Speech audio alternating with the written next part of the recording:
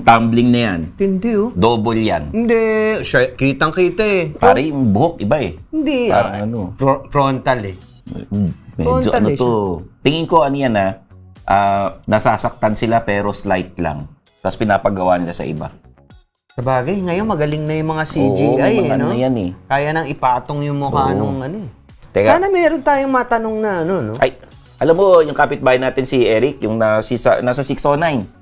Pare, kumain ka muna hopya. Galing sa Poland. Di ba dyan. si Salome na naman? Hindi si Salome, Baka pare. si Salome na Iba. naman tatawagan. May kaibigang action star tong si Eric Dami eh. mong kaibigan. Oo, yung kapitbahay natin dyan, 609. Ayun, no? Hello, Eric. Pang! Di ba may kaibigan Boom! kang action star? Papuntay mo naman rito, may mga tatanong sana kami. Sige na, ako na bahala. Oo. Dadalang kita ng umani na meron tayong Shanghai eh. Ayan. Ba? Lumpiang Shanghai, plant-based. Oh, sige. Ba't di mo ko inaalok nito? Hindi, kaya ako binigay ko sa'yo, pare. Parang ikaw lang tumitira Ito. nito. Parang hopya lang ang binibigay mo sa akin. Ito, pare. Ay, ang bilis naman nun. Ang bilis mo na. Tuloy! Ang bilis naman. Uy, pare, si Oh, Idol. si Idol pala Pare, to. Jerry Crabal, ah. Basta. Oh. Pare, welcome. Jerry Crabal in the house! Oo. Salamat. Tinawagan ako ni Eric. Ang bilis. Ang bilis ka eh. Anong ginagawa mo doon sa unit ni Eric? Hinihintay ko yung tawag niyo. Pare, salamat Oo. ha. Salamat din. At, Maalok ba kita ng pagkain, pare? ano ba to? Plant-based ba? Plant-based to, oo. Okay to. Plant-based. Mahilig ako sa plant-based. Umani, salamat Dala ha. ton si Stanley Uy. lagi. Marami tayong kaibigan. Kopya, gusto mo? Mamaya. Mamaya. Oh. Yan. Teka, kausapin na natin itong Oo. kaibigan natin. Sa men's room. Welcome, ha? Idol. Oo. Thank you at naalala niyo akong tawagan. Buti na Oo lang. naman. Oo. Kasama ko si Eric. Total para easy lang muna. Oo. Easy tanong lang muna para medyo magaan lang. Sino sa mga Viva Max ngayon ang shota mo? Sorry, nasamid ka ba?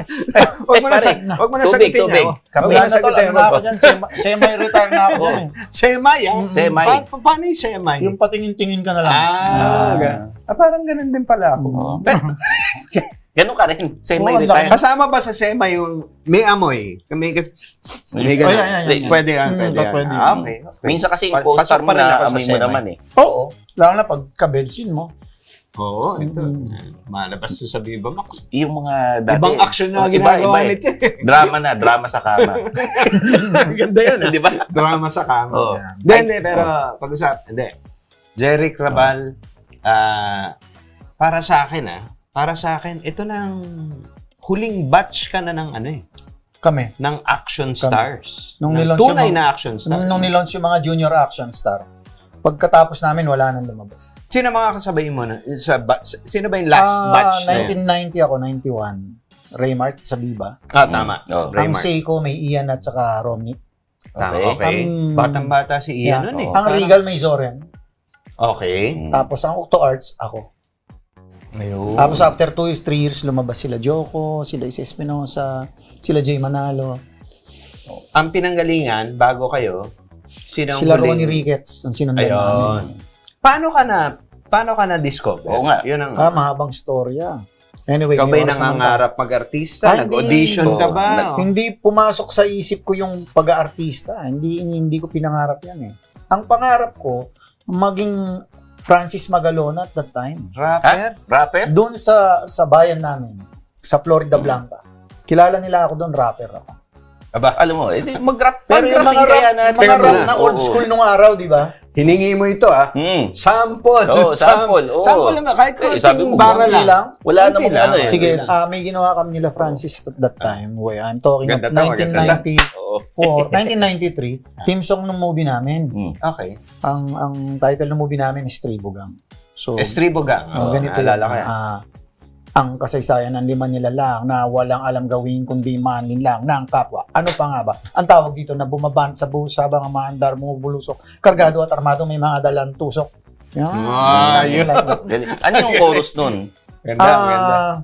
Walang pinipili, walang pinipili, di mapigil ang gigil. Yan ang mangyayari sa'yo pag ikaw ay tinakwil ng iyong mga magulang. Sulat Ano mo pa yun? nga ba? Ang Sulat tawag mo dito. nakikisawsaw lang. Ay, yan, Nakikijam. diba? Yan, Oo. nung ginagawa yun. Dapat may So anyway, collaboration nung ngayon kayo. ko lang naalala. Yeah, no. So, nagpunta kami sa Octo Arts. Kasi bagong bukas yung Octo Arts at that time, 1990. Yung films, hindi yung record. Hindi, recording. Recording, Tapos, it so happen na meet ko yung, pagka nag-audition kayo, nakaupo kayong ganito, di ba? Ah. Naghihintay kayo. Parang may casting couch din pala ron. Oo. Daan-daanan ako nung Director Willie Milan.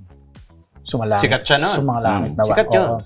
Ngayon, nadaanan niya ako. Sabi niya, ano ka ng mga Padilla? Wala po.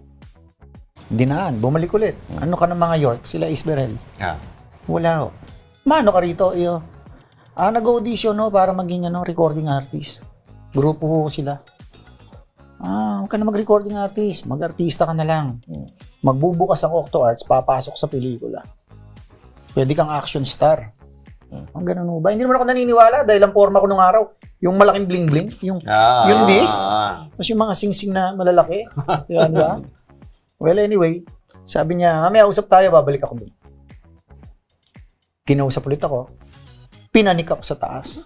Panik tayo sa taas, pakilala kita. Sabi niya, ito, boss, gusto niyo to? Maging build-upin. Nakita ako nung big boss doon, sabi. Pwede. Pero parang hindi interesado.